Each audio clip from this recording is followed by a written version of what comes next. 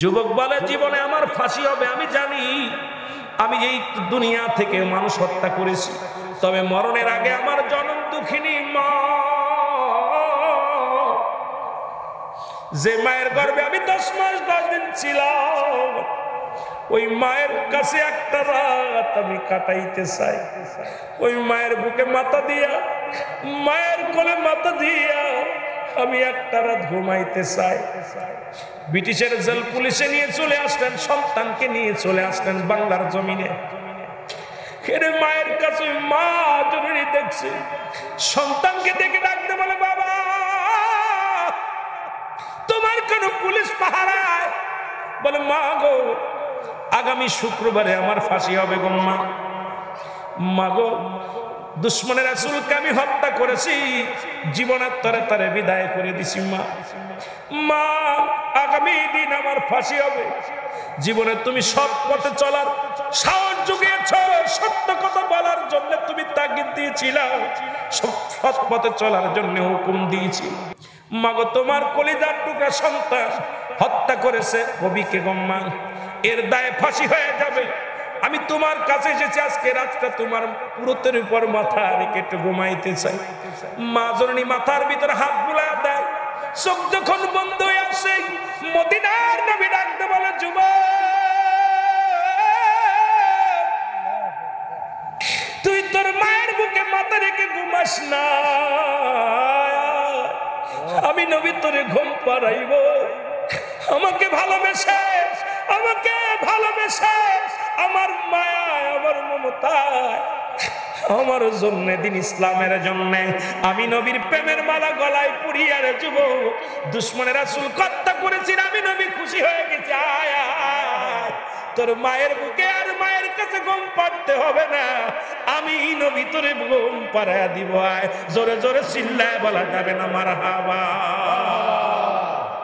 হযরত তোমার ফারুক ডাকতে বলে, বৃদ্ধা তোমার এই সন্তান কি অপরাধ করেছে বলো, কি বিচার করব আমি? হযরত তোমার ফারুক ডাকতে বলে, বলো বৃদ্ধা কি বিচার করব আমি? বৃদ্ধা বলে, হুজুর পৃথিবীর মধ্যে 3টা অপরাধ আমার ছেলে করেছে। নাম্বার 1 অপরাধ হলো আমার ছেলে মাদক সেবন করে। কি করে? মাদক সেবন করে। নাম্বার 2 আমার ছেলে মানুষ হত্যা করছে। নাম্বার 3 আমার ছেলে জিনাকারী। জোরে জোরে চিল্লায় বলা যাবে না নাউজুবিল্লাহ। কিরে ভাই গলা খেয়ে ফেলে, ঘটনাটা কিরে ভাই? গলা টানে, কথা টানে না, গলা খেয়ে ফেলে। আপনি টোই বন্ধ দেন, খালি সাউন্ড বক্স বন্ধ করেন, সাউন্ড বক্স বন্ধ করে খালি মাইকে দেন, সব সাউন্ড বক্স বন্ধ দেন, বন্ধ খালি মাইকে দেন, আওয়াজটা সুন্দর করেন, একটু মহব্বতের সঙ্গে জিকির করেন। সুবহানাল্লাহ আলহামদুলিল্লাহ লা ইলাহা ইল্লাল্লাহ। এমনি লোক নাই কথা লা ইল্লাল্লাহ বলেন, সুবহানাল্লাহ আলহামদুলিল্লাহ লা ইলাহা ইল্লাল্লাহ। এ দুনিয়ার মুসলমান গভীর মনোযোগ। সাউন্ড ওদিক দিয়ে ঠিক আছে, সাউন্ড বক্স দিবেন না, আমারে অন্য বক্তা দিয়ে। বলতেছিলাম যে কথাটা, হযরত তোমার ফারুক বললেন, যুবক তুমি গুরুতর অন্যায় করেছো গো, তোমার বিচার হবে, কঠিন বিচার হবে। যুবক বলে, আমিনুল মুমিনিন আমি জানি আপনি ন্যায় পরায়ণ বাদশা, আপনার কাছে গেলে আমি অন্যায় বিচার পাবো না।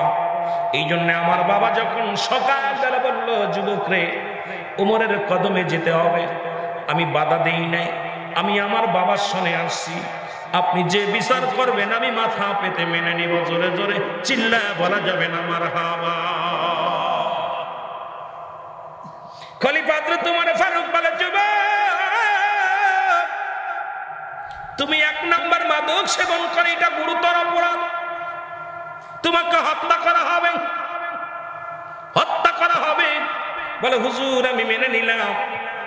দ্বিতীয় অপরাধ বলো তুমি কি মানুষ হত্যা করছো? বলে, হ্যাঁ।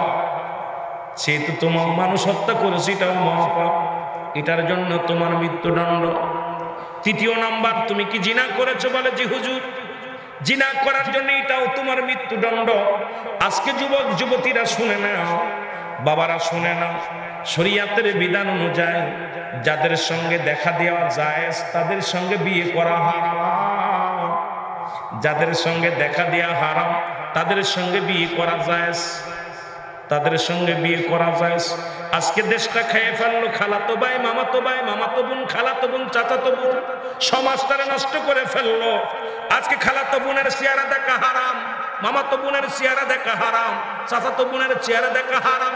এ মুসলমান শুনে নাও, এইগুলোই তো আমাদের কাছে বেশি লাগে আরাম। জোরে বলেন ঠিক কিনা? হারাম।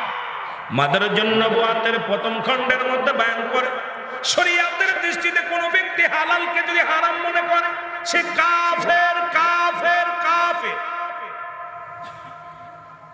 আপনি মানেন আর না মানেন আমার কিচ্ছু যায় আসে না। যেটা হারাম হারামই বলতে হবে, যেটা হালাল হালালকে যদি হারাম মনে করে এটাও কাফের। হারামকে হালাল বলার কোনো বৈধতা নাই, হালালকে হারাম বলার কোনো বৈধতা নাই। হযরতে আমিনুল মুমিনিন কথা বলা পর যুবক বলে, আমিনুল মুমিনিন, আমি আপনার বিচার মানলাম, আমি আপনার রায় মানলাম, আমি মাথা পেতে মেনে নিলাম। জোরে জোরে চিল্লায়া বলা যাবে না আল্লাহু আকবার। তবে আমার বিচারের আগে, আমার বিচারের আগে আমার আব্বার বিচারটা করা লাগবে। কার বিচার? আজকে যারা পতেঙ্গার জমিনে যাদের বাবার সন্তানেরা আজকে ওখানে ঢেউ খায়, ওই পাথরের পার বসে বসে সেলফি তোলে, দুজন এক চাদরের মধ্যে জড়াজড়ি যারা করো, যারা 21 ফেব্রুয়ারির নামে যারা দুনিয়ার মধ্যে জিনাবা বিচার করছো, এক নম্বরেই তাদের পিতা মাতার বিচার হবে। জোরে জোরে চিল্লায়া বলা যাবে না আল্লাহু আকবার। মুসলমান শুনে নাও, জিনার পরিমাণ পৃথিবীর মধ্যে যদি কোনো যুবক, কোনো অবিবাহিত যুবক যুবতী যদি জিনা করে, ভালো করে লিখে নেন, ভালো করে লিখে নেন, যদি অবিবাহিত পুরুষ অবিবাহিত নারী যদি জিনা করে, এই জিনার শাস্তির বিধান হলো, ইমাম সাহেব হুজুর আছেন, আলেম ওলামা আছেন, শাস্তির বিধান হলো 100 ডোরা তার গায়ের মধ্যে মারতে হবে। কয়েকটা ডোরা মারা পর যদি মারা যায়, মারা গেলে তাকে গোসল করাতে হবে, গোসল করায় তার দাফদা কাফন পরাইতে হবে, কাফন পরানোর পর তার জানাজা পড়া যাবে, জানাজা পড়ায় তারে কি করা লাগবে, তাকে মুসলমান দাফন করা যাবে। শরীয়তের বিধান অনুযায়ী যদি কোনো অবিবাহিত নারী অবিবাহিত পুরুষ হয়, এ মুসলমান বাকি যে অংশগুলো থাকে, বাকি যে বেতের আঘাতগুলো বাকি থাকে, সেগুলোর বিধান হলো ওই কবরের উপরে তার এই বাকি বেতগুলো তার কবরের উপরে চালাইতে হবে। আর যদি অবিবাহিত না বিবাহিত নারী হয়, বিবাহিত পুরুষ হয়, ভালো করে জেনে নেন বাবা, যারা বিবাহিত, যারা বিবাহিত, যারা অবিবাহিত, বিবাহিত যারা আছেন নারী এবং পুরুষ, এই পুরুষ এবং নারী যদি জিনা করে, সর্বপ্রথম তাদের বুক পর্যন্ত মাটির মধ্যে পুঁততে হবে। ভালো করে লিখে নেন বাবা, আজকে আমার দেশটা বাঁচাইতে হলে এর কোনো বিকল্প নাই। আজকে ইসলামী রাষ্ট্র যদি বানাইতে চান, ইসলামের বিধান মানতে হবে, কোরআনের বিধান মানতে হবে। এরপরে বুক পর্যন্ত মাটির নিচেই পুঁততে হবে, কঙ্কাল নিক্ষেপ করতে হবে, পাথর ছুঁড়ে মারতে হবে। যখন নিশ্চিত হবেন তে মারা গেছে রে, যখন আপনি নির্দিষ্ট মনে করবেন উনি মারা গেছে, মারা যাওয়ার পরে তাকে মাটি থেকে তুলে উঠাইতে হবে। উঠায়া এবার তার কাফন হবে না, তার দাফন হবে না, তার কোনো জানাজা হবে না। বিবাহিত নারী বিবাহিত পুরুষ যদি জিনা করে, তাকে কুকুর শেল দিয়ে লাশটা খাওয়ায়া দিতে হবে। সুতরাং বিবাহিতরা, বিবাহিত নারী বিবাহিত পুরুষ কোনো জানাজা পাবে না, বিবাহিত নারী বিবাহিত পুরুষ কোনো কাফন পাবে না, বিবাহিত নারী বিবাহিত পুরুষ কোনো গোসল পাবে না। একটা বিচার যদি চট্টগ্রামের জমিনে হতো, ওই পতেঙ্গার জমিনে জিনা বা বিচার চলতো না। 21 ফেব্রুয়ারি দিনে ফুল দিয়া দি চলতো না, সব চিরতরে বন্ধ হয়ে যেত। জোরে বলেন ঠিক কিনা? একটা বিচার করো মুসলমান। সুতরাং আমার দেশে অসংখ্য নারী স্বামী বিদেশের মাটিতে, এদিকে পরক্রিয়া, আহা, খালাতো ভাই মামাতো ভাই নিয়ে, বন্ধু নিয়ে, বয়ফ্রেন্ড নিয়ে হাওয়া খাচ্ছে, রিসোর্টে চলে যাও। কারণ সন্তানটা নষ্ট হওয়ার মূলে হলো তুমি।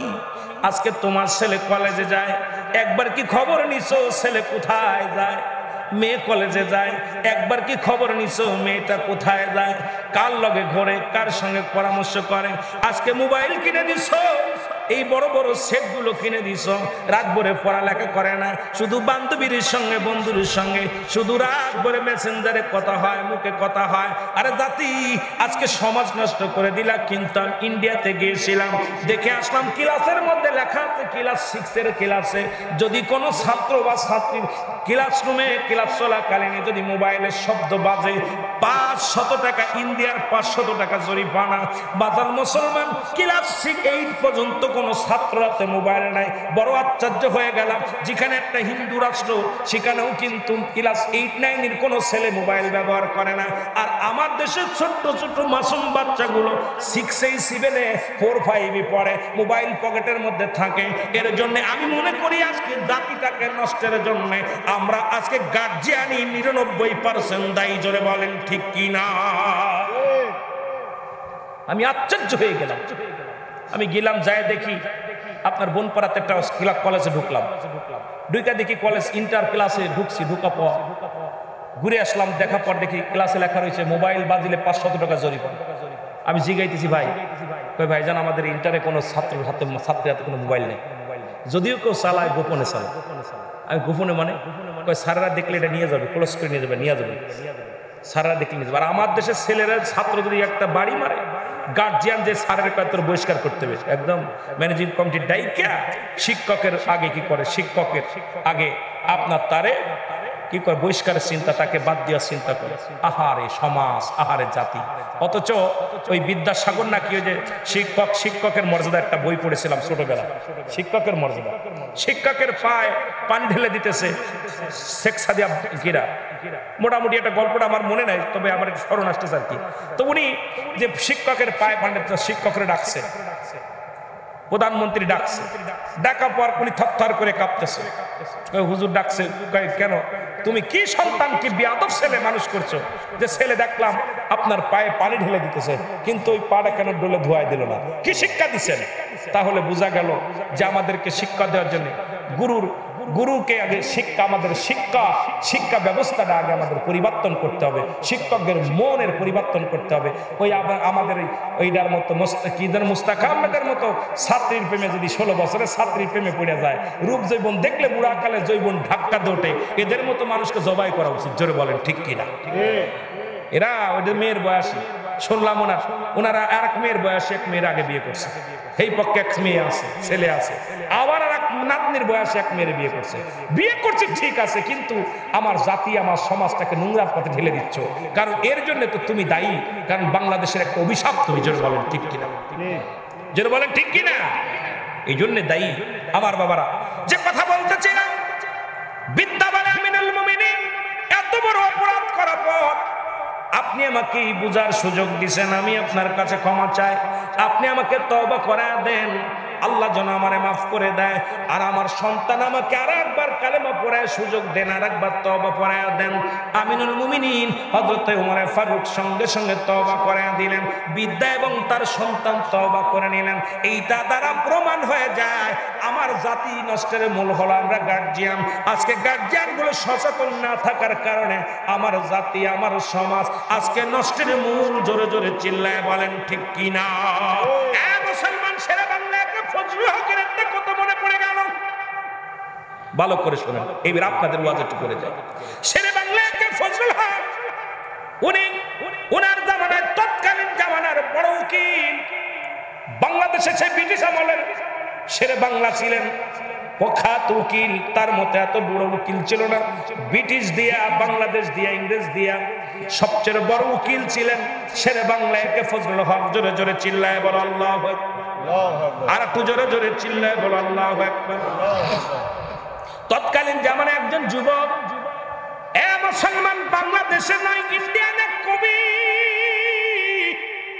পাকিস্তানি এক কবি, তখন যৌথ দেশ পাকিস্তান, ইন্ডিয়া, বাংলাদেশ, তিনটা দেশ যৌথভাবে একটা দেশ ব্রিটিশ। ব্রিটিশের কবি লিখলেন আমার নবীকে নিয়ে অরুচিসম্মত কিছু কথা লিখলেন। এক গাউসিয়া কমিটির ভাইরা এ মুসলমান শুনে নাও, ভালো করে শেরে বাংলার লোকেরা শুনে নাও।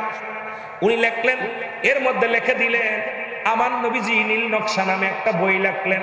বইটার নাম কি? নীল নকশা। রাসূলের নামে উদ্বুদ্ধ করে নীল নকশা নামে একটা বই লিখলেন।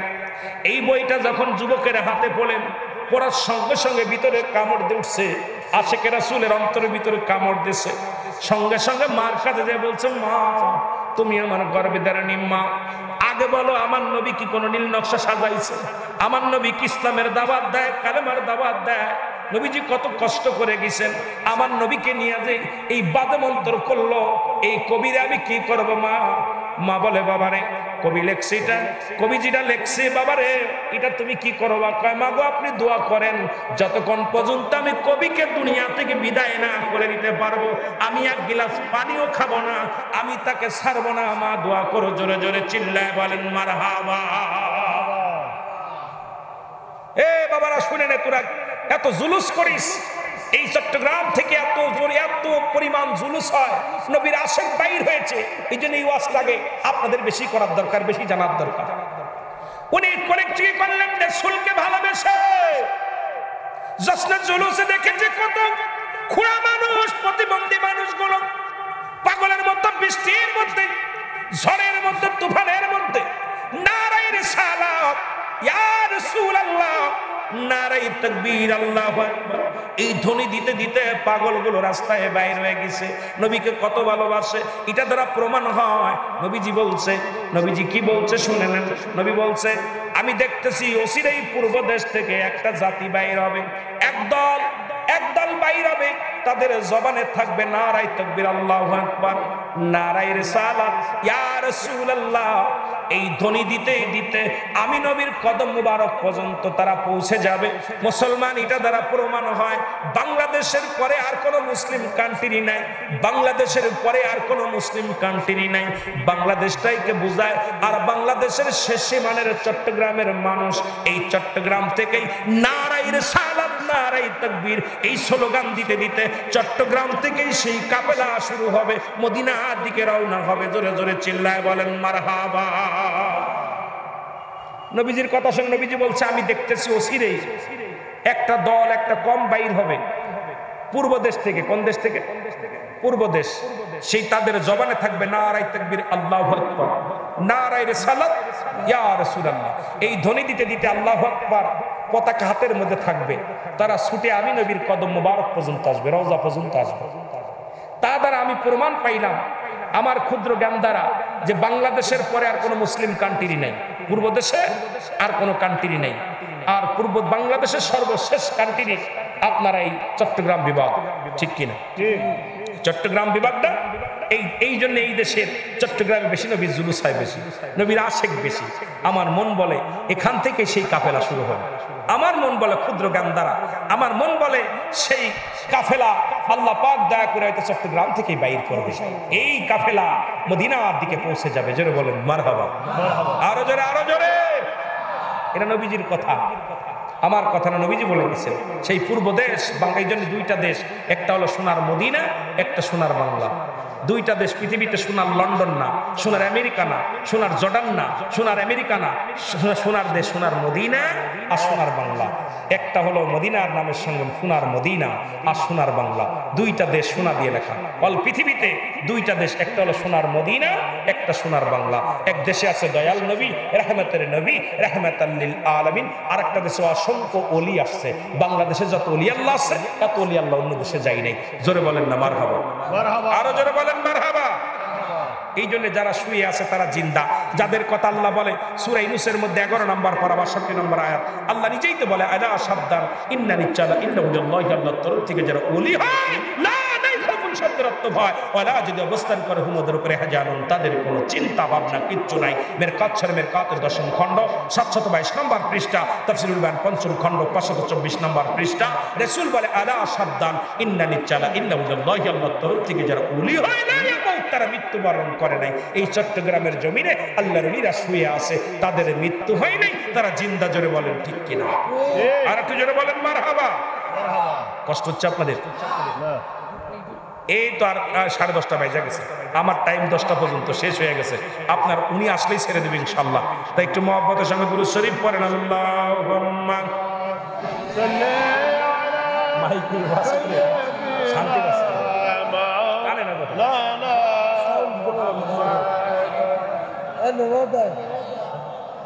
মাওলানা মুহাম্মদ ওয়া আলা আলি সাইয়্যিদিনা মাওলানা মুহাম্মদ। তুমি কেন কাছে থেকে, তুমি কেন কাছে থেকে করো দূরে থাকার বাহানা, তোমার তালাশে আসে কইলাম দিওয়ানা, তোমার তালাশে আসে হইলাম দিওয়ানা। জোরে বলো মারহাবা। মারহাবা। এ মুসলমান গভীর মনোযোগ, এ ভাইরা বন্ধুরা আমার শোনো, যুবক পাঞ্জাবি গায়ের মধ্যে দিয়া তরবারিটা পাঞ্জাবির নিচেই নিয়ে চলে গেলেন, ব্রিটিশের কবির কাছে চলে গেলেন। ব্রিটিশের কবির কাছে যা বললেন, কবি সাহেব বাড়ি আসেননি। কবি ভিতর থেকে বাইর হয়ে আসলেন, বলে কে ডাকুক, আমি বাংলাদেশ থেকে এসেছি। এই বইটা কি আপনি লিখছেন? বলে হ্যাঁ। আরে কবি, এই বইটা কেন লেখলাম? বলে আমি কবি মানুষ, লেখায় আমার পেশা। যেমন আমাদের হিরো আলম বই লিখছে, জাতির কি শিখাবে, ঠিক কিনা? কালকে দেখলাম হিরো আলম বই মেলায় গেছে, আমি বই প্রকাশ করেছি। আরে পাগলের দলেরা, যে দেশে হিরো আলমের মতো কবি পাওয়া যায়, সে দেশের যুবকরা সিনেমা আর নাটক ছাড়া কি বুঝবে? এ জাতি যারা ধরে বলেন ঠিক কিনা? মূর্খরা জ্ঞানীদেরকে চালাবে। তার জ্বলন্ত একটা প্রমাণ হিরো আলম, যে নিজের নামটা লিখতে পারে না, সে বই প্রকাশ করছে। ও কি লিখবে? কি জ্ঞান আছে? কথা বলেন না কেন? রাগ করতেছেন? আমি তারা ছোট করার জন্য বলতেছি না, আমি জাতিকে বাঁচানোর জন্য বলতেছি। এই শিক্ষিত জাতিকে অ্যারিস্টটল, সক্রেটিস বই লেখা পর বলছে নো দাই সেল, যার কিতাব, যার বই না পড়লে দার্শনিক হওয়া যায় না, গবেষক হওয়া যায় না। যার বই না পড়লে উনি লেখা পারবেন নো দাই সেল, নিজেকে নিজে চিনতে হবে।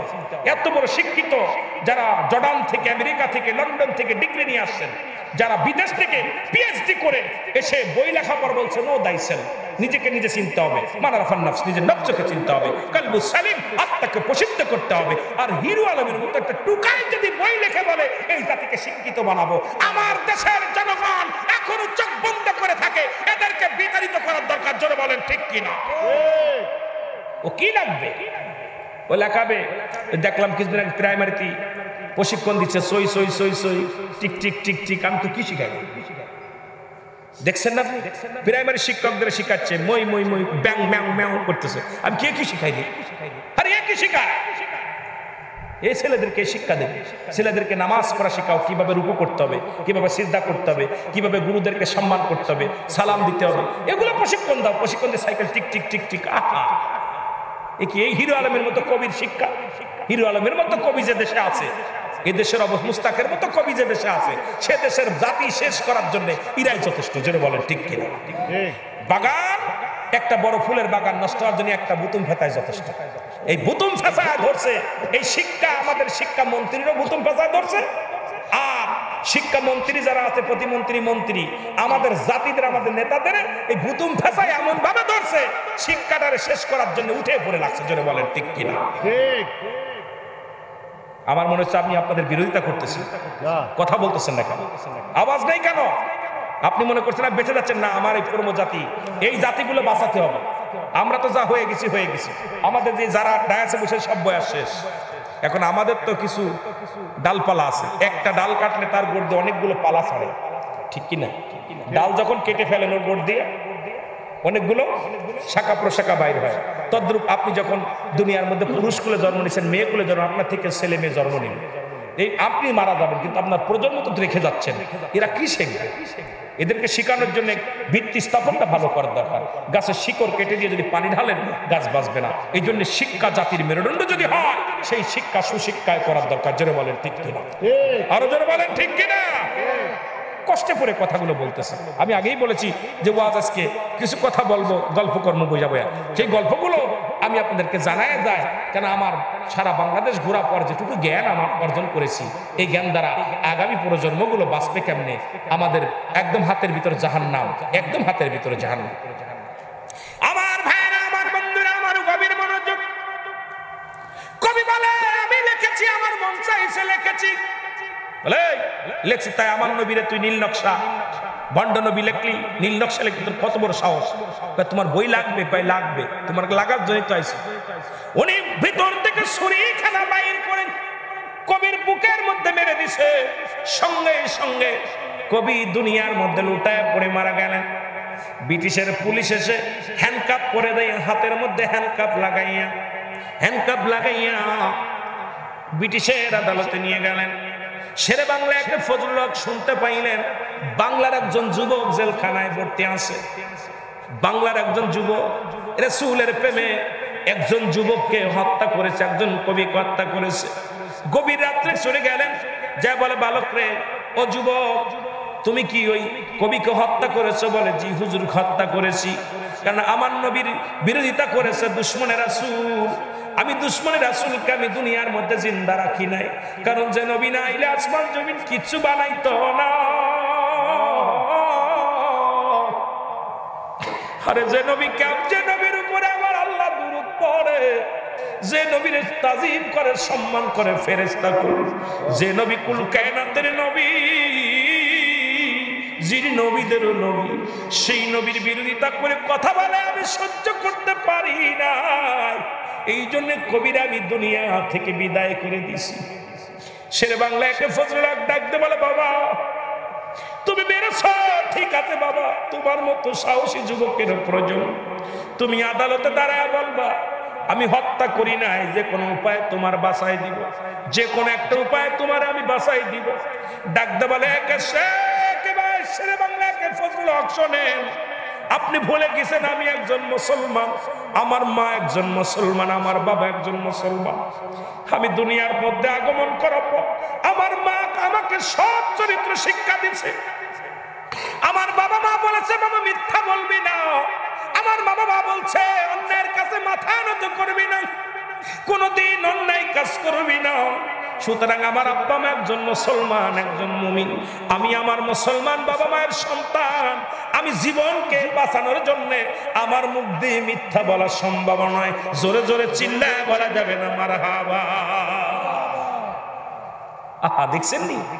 আর আমাদের ছেলেদের কাছে দিই ভিক্ষা চায়, ফকিরের ছেলে বাপে শিখে দেয়, যাই মাফ করে দাও, ভিক্ষা নাই। ঠিক কিনা? ডাকছে রুহুল আমিন সাহেব বাড়ি আছেন, ছেলে কাছে বাবা যাই কই আব্বা বাড়ি নাই। ছেলে যে কইছে ও চাচা আব্বাই কইছে আব্বা বাড়ি নাই। মিথ্যা কথা বলা শিখেছে কে? কথা কয় না কেন? বাবা মা শিখাইতেছে মিথ্যা। আর যুবক বলতেছে আমি এমন একজন মায়ের সন্তান, এমন একজন বাবার সন্তান, আমার বাপ মা মুসলমান, সুতরাং আমার জবান দিয়ে জীবন রক্ষার জন্য আমি মিথ্যা বলতে পারবো না। এই জীবনের মায়া আমি করি না, আমি সত্য বলবো। যদি ফাঁসি হয়ে যায় দুঃখ নাই, মৃত্যু হয়ে যায় দুঃখ নাই, জেল হয়ে যায় দুঃখ নাই, তবু আমার জবান দিয়া মিথ্যা বলা সম্ভব নয়। জোরে বলো মারহাবা। আর একটু জোরে বলা যাবে না মারহাবা? আরে যুবক কথা বোঝেন, আজকে আমাদের ছেলে মেয়েদের শিখাইতেছি কি? শিখাইতেছি মিথ্যাগুলো শিখাইতেছি। আমার ভাইরা, আমার বন্ধুরা, শেরে বাংলা অনেক ফেলে বুঝাইলেন, কোন বুঝ মানলেন না। আদালতে উঠানো হলো। আদালতে যখন উঠানো হলো, উকিল সাহেব বলে আমার মক্কেল অন্যায় করে নাই, আমার মক্কেল কোন মানুষ হত্যা করে নাই, অপরাধ করে নাই। মাননীয় বিচারপতি শোনেন। এদিক শেরে বাংলা একে ফজলুল হক বারবার বলতেছে আমার মক্কেল নির্দোষ, ওনার মাথা ঠিক ছিল না, বলে ফেলছে আমি খুন করেছি। ডাক দে বলে বাবা এ বালক, তুমি যুবক, তুমি বালক খুন করছো নি? বলে হুজুর আমি নিজ হাতে খুন করেছি। আপনার সামনে যে অস্ত্রখানা ছুরিখানা আছে, ওই ছুরি দিয়েই আমি জীবনের তরে চির বিদায় করে দিছি। আমি আমার নবীর দুশমনের রাসূলকে আমি দুনিয়া থেকে বিদায় করে দিছি। জোরে জোরে চিল্লায়া বলা যাবে না আল্লাহু আকবার। শেরে বাংলা একে ফজলুল হক বললেন বাবা তুমি ভুল করলে, তোমাকে আমি রক্ষা করতে পারলাম না। তুমি এত বড় ভুল করলে বাবা, তোমার মতো যুবকের প্রয়োজন ছিল, তুমি নিজ হাতে নিজের জীবনটা নষ্ট করে দিলা। শেরে বাংলা একে ফজলুল হক বলে, বাবা তোমার আমি বাঁচাইতে পারলাম না, রক্ষা করতে পারলাম না। ব্রিটিশের আদালতে রায় হলো আগামী শুক্রবারে ফাঁসির রায় হবে, ফাঁসির রায় হবে। রায় হয়ে গেল।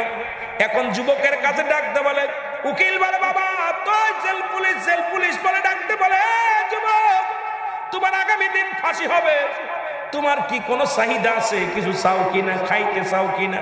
কাউকে দেখতে চাও কিনা? যুবক বলে, জীবনে আমার ফাঁসি হবে। আমি জানি আমি এই দুনিয়া থেকে মানুষ হত্যা করেছি, তবে মরণের আগে আমার জনম দুঃখিনী মা, যে মায়ের গর্ভে আমি 10 মাস 10 দিন ছিলাম, ওই মায়ের কাছে একটা রাত আমি কাটাইতে চাই। ওই মায়ের বুকে মাথা দিয়া, মায়ের কোলে মাথা দিয়া আমি একটা রাত ঘুমাইতে চাই। ব্রিটিশের জেল পুলিশে নিয়ে চলে আসলেন, সন্তানকে নিয়ে চলে আসলেন বাংলার জমিনে। মায়ের কাছে মা জরুরি দেখছে, সন্তানকে দেখে ডাকতে বলে, বাবা তোমার কোন পুলিশ পাহারায়? বলে, মা গো আগামী শুক্রবারে আমার ফাঁসি হবে গো মা। মা গো দুশ্মনের রাসূলকে আমি হত্যা করেছি, জীবনের তরে তরে বিদায় করে দিছি মা। মা আগামী দিন আমার ফাঁসি হবে। জীবনে তুমি সৎ পথে চলার সাহস জুগিয়েছ, সত্য কথা বলার জন্য তুমি তাগিদ দিয়েছিলা, সৎ পথে চলার জন্য হুকুম দিয়েছি। মাগো তোমার কলিজার টুকরা সন্তান হত্যা করেছে কবিকে গম্মা, এর দায়ে ফাঁসি হয়ে যাবে। আমি তোমার কাছে এসেছি আজকে রাতটা তোমার পুরোতের উপর মাথা রেখে একটু ঘুমাইতে চাই। মা জননী মাথার ভিতরে হাত বুলায় দেয়। চোখ যখন বন্ধ হয়ে আসে, মদিনার নবী ডাকতে বলে, যুবক তুই তোর মায়ের বুকে মাথা রেখে ঘুমাস না, আমি নবী তোরে ঘুম পাড়াইব। আমাকে ভালোবেসে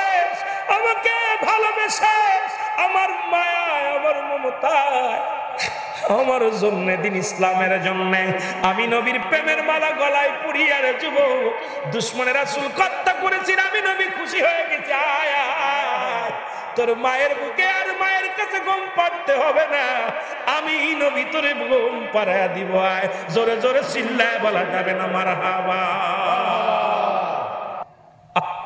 এরে প্রেম যদি করবি রে মন, বলেন প্রেম যদি শিখবি রে মন, ওরে সব ছেড়ে চল মদিনায় তোরা, সব ছেড়ে চল মদিনায়। আমার দয়াল নবী যেই দেশে ঘুমায়, আমার মায়ার নবী, আরো জোরে বলেন, আমার দয়াল নবী যেই দেশে এ তোরা দেখলে ছবি পাগল হবি, দেখলে এর কাঁদবি বসে নিরালায়। আমার দয়াল নবী যেই দেশে ঘুমায়, আমার মায়ার নবী। একটু মহব্বতে বলা যাবে না, তোরা প্রেম যদি করবি রে মন, বলেন প্রেম যদি রে মন, সব ছেড়ে চল মদিনায় তোরা, সব মদিনায়। আমার দয়াল নবী যেই দেশে ঘুমায়, আমার প্রাণের নবী। ও তোরা দেখলে ছবি পাগল হবি, তোরা দেখলে ছবি পাগল হবি, কাঁদবি বসে নিরালায়, তোরা কাঁদবি বসে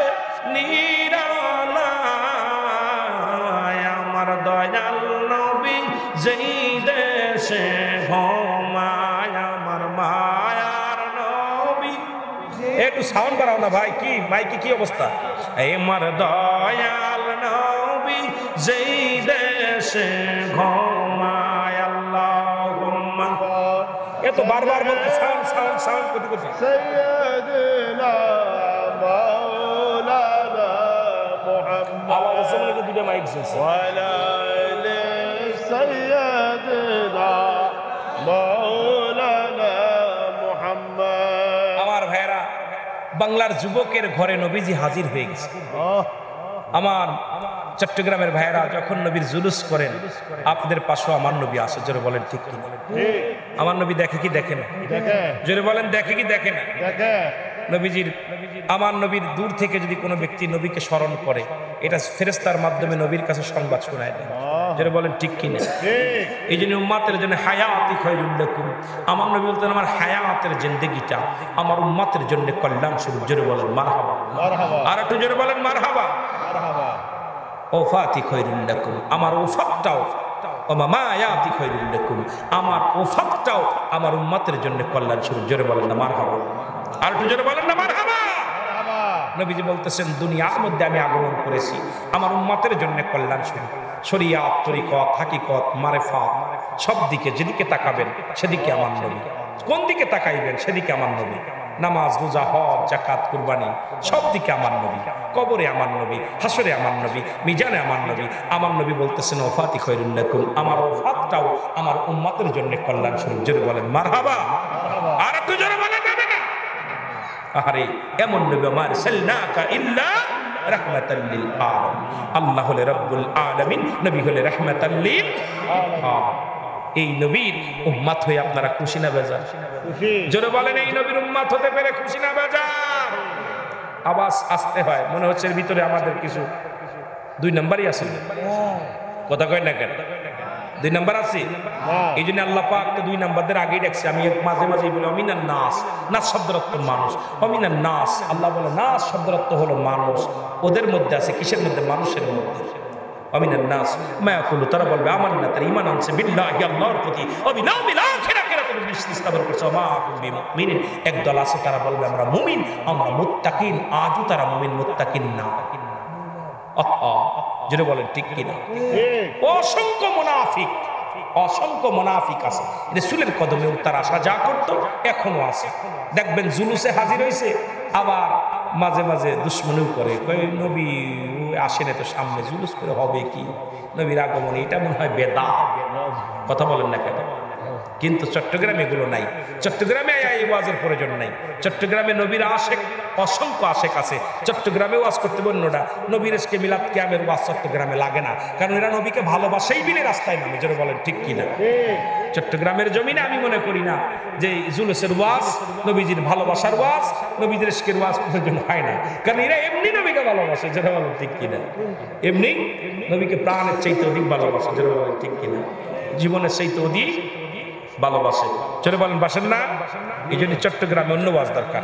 এই জন্য আমার বাবারা তবু মাঝে মাঝে একটু বলি, কারণ নবী ছাড়া মন ভালো লাগে না, নবী ছাড়া প্রাণ জুড়ায় না, নবী ছাড়া মনে শান্তি লাগে না। জোরে বলেন ঠিক কিনা? নবী ছাড়া মনে শান্তি লাগে না। জোরে কোন ঠিক কিনা? একটু মহব্বতের সঙ্গে দুরূদ শরীফ পড়েন। আল্লাহুম্মা গলা খেয়ে ফেললাম একদম। وعلى آله سيدنا مولانا محمد। আমার ভাইরা, আমার বন্ধুরা, আমার এই জন্য আমি আপনাদেরকে বলে যাই, মদিনার নবীকে ভালোবেসে জীবন দিয়ে নবীজি ডাক দিতে পারে যুবকরে, যুবকায় আমরাও নবীর জন্য জীবন দিতে চাই। জোরে বলেন ঠিক কিনা? আরো জোরে বলেন ঠিক কিনা? আমার বাবারা, আমার বন্ধুরা, আমি মা বোনদের জন্য দুইটা ওয়াজ করে আমি শেষ করে দিয়ে যাব, বেশি সময় আপনাদের নিব না। তিনটা আমল করলে মেয়েরা নাচতে নাচতে জান্নাতে যাবে। জোরে বলেন মারহাবা। মারহাবা। তিনটা আমল যদি করে, যেহেতু সামনে মায়ে রমজান মাস, রমজান মাসের আগে হয়তো আপনাদের মধ্যে আশা পড়বে না। তিনটা আমল করলে মেয়েরা স্বামীর আগে জান্নাতে যাবে। কয়টা আমল করলে? জোরে বলেন কয়টা আমল করলে? তিনটা আমল করলে এত জোরে সুবহানাল্লাহ কইবেন যেন তাবুটা নড়ে যায়। এক নাম্বার আমল হলো 5 ওয়াক্ত ফরজ নামাজ এবং ফরজ রোজা। জোরে বলেন মারহাবা, জোরে চিল্লায় বলেন আলহামদুলিল্লাহ, আরো জোরে বলেন সুবহানাল্লাহ। সুবহানাল্লাহ। আওয়াজ নাই। 5 ওয়াক্ত ফরজ নামাজ, ফরজ রোজা। তবে এখন মেয়েরা বলতে পারে হুজুর আমাদের তো সবসময় ফরজ নামাজ ফরজ রোজা আমরা করতে পারবো না। আমার মা বোনেরা শোনো, মা বোনেরা শোনো, যদি কোনো মা ঋতুবর্তী হয়ে যায়, হায়েদ আসে, তখন সঙ্গে সঙ্গে ফরজ নামাজ ফরজ রোজা পরিত্যাগ করবে, ভেঙে ফেলবে। একমাত্র মারা শোনো, যদি ফরজ রোজাগুলো হয়, এই যে সামনে মায়ের রমজানের রোজা আসতেছে, এই রোজাগুলো কাজা আদায় করা লাগবে। যদি রমজান মাসে কোনো মায়ের ঋতু আসে, ভালো করে মাসালাগুলো জানার দরকার, বোঝার দরকার। মারা শোনো, সঙ্গে সঙ্গে রোজা ছেড়ে দিবা। আবার যখন তোমরা পবিত্রতা হবা, গোসল করবা, গোসল করে ভালো করে কাপড় চোপড় ধোয়া পর তোমরা বাকি রোজাগুলো আদায় করবা। পরবর্তী সময়ে তোমরা কাজা রোজাগুলো আদায় করে নিবা, কিন্তু কাজা কোনো নামাজ আদায় করা লাগবে না। জোরে জোরে বলো আল্লাহু আকবার। আল্লাহু আকবার। আমার মাদের জন্য ভালো করে বলে যায়, অনেক মা আবার অনেক চিন্তা করে একটা বাংলে 70টা রোজা রাখা লাগবে, 30টা রোজা রাখা লাগবে। না মা না, একটা রোজা যখন আপনি ভাঙবেন একটা রোজায় রাখবেন, 2টা বাংলে 2টা রাখবেন, 3টা বাংলে 3টা রাখবেন। আমার মারা শোনো, একমাত্র কাজা ফরজ রোজাগুলো আদায় করতে হবে, কাজা কোনো নামাজ আদায় করা লাগবে না। তবে পুরুষের জন্য কোনো কাজা নাই। পুরুষ তুমি সফর করছো, 4 জায়গা তুমি পড়ো, তুমি অসুস্থ, দাঁড়ায় পড়তে পারো না, বয়া পড়ো, বয়া না পড়ো শুয়ে পড়ো, শুয়ে না পড়ো তুমি দাঁড়িয়ে পড়ো, ইশারায় পড়ো, তবু কোনো পুরুষের জন্য বালক বালিকা নয়, সাবালক সাবালিকার উপরে নামাজ ফরজ। এ মুসলমান শুনে নাও, এই নামাজ ছাড়া কোনো গতি নাই। একমাত্র কাফের এবং মুসলমানদের মধ্যে পার্থক্য হলো নামাজ। কাফেররা নামাজ ছাড়ে, মুসলমান নামাজ ধরে। যে ব্যক্তি নামাজ ছেড়ে দিল তাদের অন্তর্ভুক্ত হয়ে গেল। জোরে বলেন ঠিক কিনা? এ ভাইরা আমার, বন্ধুরা শুনে নাও, ভালো করে শুনে নাও। সুতরাং আমার মাদের বলে যায়, মা ও মা শোনো, দিলের কান্ডা লাগা শোনো, তোমরা 1 নম্বরে নামাজটা তোমরা আদায় করে নিবা, রোজাটাও তোমরা আদায় করে নিবা। 2 নাম্বার হলো স্বামীর খেদমত। জোরে জোরে চিল্লায় বলো মারহাবা। মারহাবা। আর একটু জোরে বলা যাবে না? 2 নাম্বার হলো স্বামীর খেদমত। 2 নাম্বার কি? স্বামীর খেদমত। আমি মারে বলি, মা শুনে নাও, স্বামীকে যদি কষ্ট দিয়া দুনিয়া থেকে চলে যাও, স্বামীর আমানত নষ্ট করে চলে যাও, তোমার জন্য জাহান্নাম ছাড়া কোনো গতি নাই। মারে স্বামীর খেদমত, 2 নম্বরে স্বামীর খেদমত করা লাগবে। কোনো পীর সাহেবের খেদমত করে জান্নাতে যাওয়া যাবে না, কোনো বক্তার খেদমত করে জান্নাতে যাওয়া যাবে না, কোনো মৌলবীর খেদমত করে জান্নাতে যাওয়া যাবে না, কোনো মুন্সির খেদমত করে জান্নাতে যাওয়া যাবে না, কোনো মোল্লার খেদমত করে জান্নাতে যাওয়া যাবে না। জান্নাতে যেতে হলে আগে তোমার স্বামীর খেদমত করা লাগবে। জোরে বলেন মারহাবা। স্বামীর খেদমত করা লাগবে। মারহাবা বলেন। মারহাবা। আর একটু জোরে বলেন, আর একটু জোরে বলেন। মারহাবা। আমরা অনেকে বলি মা আসিয়া, আসিয়ার কত অনেকে শুনেছি। আসিয়া ফিরাউনের বিবি ছিল। কার বিবি? জোরে বলেন, ফিরাউনের বিবি। ফিরাউন জানেন উনি খোদার দাবি করেছিল, কিন্তু মাঝে মাঝেই নামাজ আদায় করতেন, নফল নামাজ পড়ে দোয়া করতেন, বলতো আল্লাহ তুমি খোদা আমি জানি, তবে লোকজনের সামনে আমি খোদা হয়ে গেছি, ভগবান হয়ে গেছি। এখন তো যদি আমার কথা যদি তুমি না শোনো গো মাওলা, মানুষের সামনে আমি ইজ্জত পাবো না, মানুষের মাঝে কথা বলতে পারবো না। আল্লাহ তুমি আমার খোদা, আমি তোমার গোপনে গোপনে মানি, কিন্তু মানুষের সামনে আমি যে খোদা বলে দাবি করেছি রে আল্লাহ, আল্লাহ আমি জানি তোমার জান্নাত আছে, তোমার জান্নাত আছে আমি জানি, তোমার জাহান্নাম আছে আমি জানি, আমি বিশ্বাস করি রে আল্লাহ। তবে আমার আসিয়ারে এত পরীক্ষা দিলাম, সব পরীক্ষায় আমার আসিয়া পাস করেছে। আমার আসিয়ারে যত পরীক্ষা করেছে সব পরীক্ষায় আসিয়া উত্তীর্ণ হয়েছে। আল্লাহু আকবার। তার এত ঈমানি পরীক্ষা, তোমার প্রতি এত ঈমান, তোমার প্রতি অগাধ বিশ্বাস রে আমার আল্লাহ, ও আমার আল্লাহ, আমার আসিয়ারে তার কলিজার টুকরা সন্তানগুলো যখন আমি তেলের মধ্যে ভেজে তার কি করলাম, পুড়ে মারলাম, তবু তোমারে বলে না, আমার প্রতি অসম্মান করে নাই, আমাকেও সে তাজিম করেছে, তোমার প্রতি অগাধ বিশ্বাস ছিল, ভালোবাসা ছিল, একমাত্র তোমারই পূজা করে, তোমারই গোলামি করে আমার আসিয়া। আল্লাহ, এই দুনিয়ার মধ্যে আমি তার স্বামী হইয়া অনেক খেদমত পেয়েছি, আমার অনেক শ্রদ্ধা করে, ভালোবাসে। আল্লাহ, আল্লাহ গো, তোমার জান্নাত আছে আমি জানি, তুমি আমার আসিয়ারে একটা জান্নাত দিয়া দিও। জোরে জোরে চিল্লায় বলেন মারহাবা। নারে তাকবীর, নারে রিসালাত, নারে গাউসিয়া, ঈদে মিলাদ এ ভাই, শাহে শাহে মদিনা, মাসলাকে আলা হযরত। কথাগুলো খেয়াল করবে। আসিয়া জান্নাত পেল স্বামী দোয়ায়। জোরে বলেন মারহাবা। আমাদের দেশে অনেক মারা আছে, হুজুরের খেদমত করতে চায়, পীর সাহেবের খেদমত করতে চায়, অনেক আলেম ওলামা আছে এমন ভাবে পাম্পট্টি দেয় সরল প্রাণ মা বোনদেরকে, হুজুরির খেদমত করার জন্য রাত্রে মাথায় তেল মাখায় দেয়, হাত পা টিপে দেয়, হুজুরির কাছে যাওয়ার পর হুজুরি চিন্তা করে কিন্তু হারাম, ওটা তোমার জন্য জায়েজ না, তোমার খাদেমের জন্য জায়েজ, তোমার খাদেমের বউ যেহেতু খাদেমের জন্যই জায়েজ, ওটা তোমার বউ না। জোরে বলেন ঠিক কিনা? এরকম অসংখ্য হুজুররা আছে না? কথা বলেন না, কথা বলেন আছে, আছে। আমার ভাইরা, আমার বন্ধুরা শুনে নেন, শুধু মা ফাতেমা তো জোড়া, উনি জান্নাতের সরদারিনী। কিসের সরদারি? খাতুনে জান্নাত মা ফাতেমা তো জোড়া, উনিও জান্নাতের সরদারিনী। কিন্তু একদিন রাত্রে, গভীর রাত্রে, খাতুনে জান্নাতের স্বামী শেরে খোদা হযরত আলী উনি কি করলেন? উঠলেন, বাড়ি আসলেন, যুদ্ধের ময়দান থেকে আসলেন, আসা পরে ডাকতে বলেন, ফাতেমারে আমাকে একটু পানি দাও। বাইজুল বুস্তামির মতো একই ঘটনা ঘটে গিয়েছিল, শুনে নেন এ মুসলমান, শুনে নাও। পানি নিয়ে এসে দেখে, ভিতর বাড়ি গেলেন, পানি পাইলেন না, দূর থেকে পানি এনে দেখে স্বামী ঘুমায় গেছে। ফাতেমা সারা রাত কনকনে শীতের রাত্রে স্বামীর পাশে পানির গিলাস নিয়ে দাঁড়ায় আছে, কখন স্বামীর ঘুম ভাঙবে। আবার স্বামী যদি পানি চাই দিতে দেরি হয় তাহলে তো বেয়াদবি হয়ে যাবে, স্বামী কষ্ট পাবে। আবার স্বামীকে যদি ঘুম থেকে ডাক দিই, ঘুম ভেঙে গেলে বেয়াদবি হবে, স্বামীর ঘুম পড়বে না। সারা রাত দাঁড়ায় থাকলেন পানির পেয়ালা নিয়ে। সকালবেলা ফজর আযান হলো, সালাতু খায়রুম মিনান নাওম, ঘুম থেকে নামাজ উত্তম। নামাজের জন্য যখন আযান হয়ে গেল, শেরে খোদা হযরত আলী লাফ দিয়ে উঠলেন, ঘুম থেকে উঠে দেখে ফাতেমা পানি লয়া শিউরে দাঁড়ায় আছে। আদ্যে দেখে সমস্ত দেহখানা তার বরফের মতো হয়ে গেছে, ঠান্ডা হয়ে গেছে, তোরা গেছে। নামাজে যায় দোয়া করে, আল্লাহ, আমি আমার ফাতেমারে কষ্ট দিছি, আমার ফাতেমা সারা রাত জাগ্রত ছিল, আমার ফাতেমা আমার খেদমতে নিয়োজিত ছিল, পানি লইয়া দাঁড়ায় ছিল। আল্লাহ, আল্লাহ, তোমার জান্নাত আছে, তুমি তো একবারে জান্নাতেরই, আমার ফাতেমারও তো জান্নাত দিবা আল্লাহ, কারণ নবীর কন্যা হিসেবে জান্নাত। ফাতেমা হাসান হুসাইনের মা, শেরে খোদা হযরত আলীর স্বামী স্ত্রী। আল্লাহ দুনিয়ার ভিতরে 10 জন সাহাবী জান্নাতের সার্টিফিকেট আমার নবী দিয়েছেন, তার মধ্যে ৪র্থ নাম্বার জান্নাতি ওলামা আমি।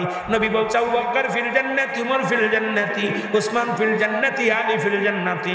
এই দুনিয়ার মধ্যে এরকম 10 জন সাহাবীকে নবীজি জান্নাতি বলে গেছেন, ঘোষণা করে দিয়ে গেছে। আল্লাহ, তুমি তো আমার নবীজি জান্নাতি বলে ঘোষণা করেছে, আমি আলীকে। আল্লাহ, আমার ফাতেমার জন্য আমি দোয়া করি, আমার ফাতেমারে তুমি জান্নাতের সরদারিনী বানায়া দিও। সুবহানাল্লাহ, সুবহানাল্লাহ কইতেন নি রে? সুবহানাল্লাহ, আর একটু জোরে কইতেন নি? সুবহানাল্লাহ। আহা, নবীজি দোয়া কইরা, ফাতেমার জন্য দোয়া কইরা আলী চলে গেছে নবীজির কাছে। ইয়া রাসূলুল্লাহ, ইয়া হাবিবাল্লাহ, আপনার কন্যারে তো কষ্ট দিছি, সারা রাত ঠান্ডা পাই শীতের মধ্যে, কনকনে শীতের মধ্যে ফাতেমা দাঁড়িয়েছে। আমার নবীজি বলছেন, আলী চোখের পানি ফেলে মুছো, পানিটা মুছো। এইমাত্র জিবরিল আমিন আমাকে সংবাদ দিয়ে গেছে, সব দিক থেকে মর্যাদা আমার ফাতেমা, এক্ষেত্রে আমার কন্যা, এরপরে হাসান হুসাইনের মা, এরপরে তোমার বিবি, এরপরে তোমার খাস দোয়া, তুমি স্বামী হিসেবে দোয়া করেছো। আল্লাহ তাআলা আমার ফাতেমার উপরে এত পরিমাণ সন্তুষ্ট হয়েছে, এত পরিমাণ রাজি হয়েছে, জান্নাতের সরদারিনী বানায়া দিয়েছে। জোরে বলা যাবে না সুবহানাল্লাহ? আরো জোরে।